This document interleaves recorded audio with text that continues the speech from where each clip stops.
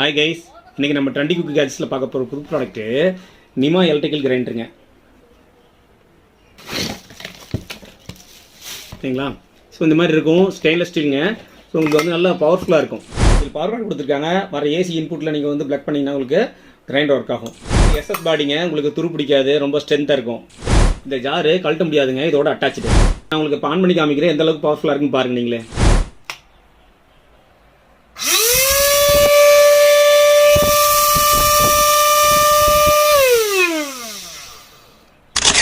இது common coffee, nuts, மிளகு, மஞ்சள், கொத்தமல்லி, ஸ்பைசஸ் எல்லாம் பவுடர் ஃபார்மேட்டில் அரைக்கிறதுக்கு யூஸ் ஆகுங்க.